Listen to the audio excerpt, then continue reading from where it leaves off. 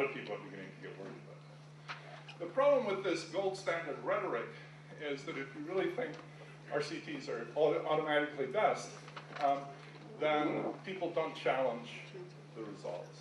And this, for me, is one of my big points, which is this gold standard rhetoric protects these things from the sort of routine questioning that we would almost always do on other empirical evidence.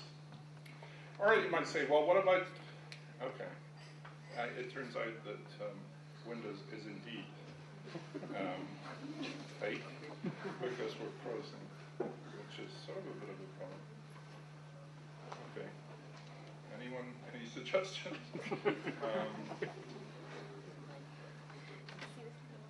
Maybe that'll fix it if I do that and come back. Just now something happened. Okay, great. All right, so you might say if small RCTs are a problem, what about doing big ones? How about enrolling all of the villages of India into an experiment on cash transfers, and then we can really find out what happens and really nail it. And in fact, large social experiments like this were done in the US in the 1970s. There's a New Jersey income tax experiment, one in Seattle and Denver, most famous, the Rand Health experiment. That Rand Health experiment, those results are still cited today and seem to be genuinely important. The other ones you never hear of at all.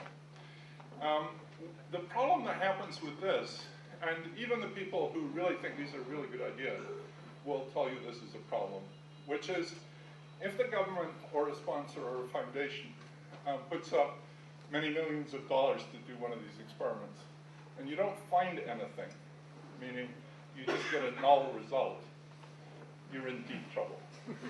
The sponsors will not accept that because the sponsors are in this to show something works.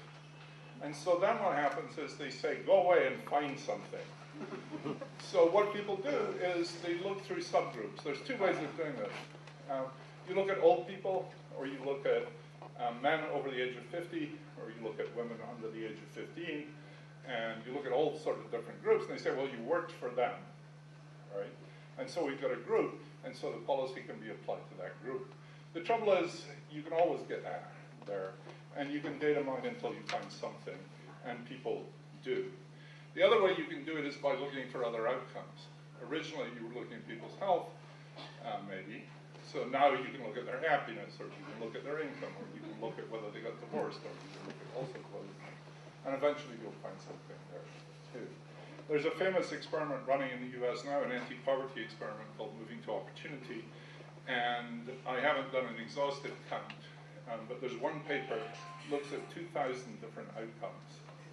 And there's no correction for statistical significance there or anything.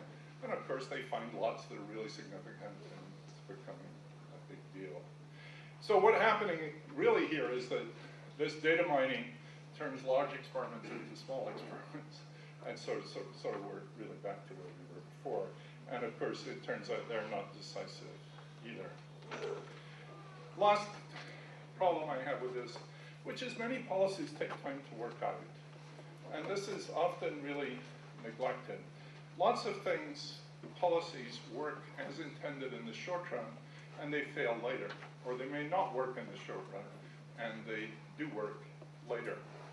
Part of it is that people learn to work the system, and that can either undermine the system or actually make it work. One example that I've read a bit about is food rationing in Britain during the war. It was excellent at first. There was a lot of social solidarity. There were big nutritional benefits. But then people who in Britain at that time were called spivs, and these were just basically crooks who learned to exploit the system and trade the rations and make a lot of money out of the ration system. And eventually, within a few years of the end of the war, support eventually vanished. And it's true that the scheme had been kept on too long. But a scheme that had sort of been a miracle of success within 7 or 8 years became a disaster. I know something about old age cash pensions in South Africa, where they had a sophisticated cash transfer system, including biometrics, fingerprinting. People had to come and put their fingers in an ATM machine, and that fingerprinted them, and if that was them, They got their cash transfer. The fingerprinting machines were temperature sensitive because they were worried about people cutting off each other's fingers and sticking them into the machine. And so you couldn't, once Granny was dead, you couldn't bring her thumb every week along to the thing. But what happened, so they're very careful, elaborate biometrics to make this work. But there was things that began to happen too. So I went to one of these pension sites where people walked to get their pensions, these cash payments. And these vans came and sat on the hilltop, and they had a ring of armed soldiers around to keep people out. And then around the outside of the perimeter, lots of traders and shopkeepers and so on set up stalls so that the pensioners could spend their cash just after they got it. But then I discovered there were people inside the fence who were not soldiers and who were not part of the thing. And it turned out they were people who were selling burial insurance, and somehow they bribed their way into the scheme and had prior access to these pensioners as soon as they got the money. That didn't happen on the first day. It probably took years before that got worked out. There were later stories about banks withholding payments, so people would go and get their pensions, and then the bank would say the money hasn't come in, it hasn't come in, it hasn't come in, so they'd get them, and someone was skimming it. Procurement and supply effects in food policy are things that would take a long time to work out. So if you do a randomized controlled trial on this, and let's say it works at the beginning, then once you do that, you stop the trial. And this is the same in a medical trial.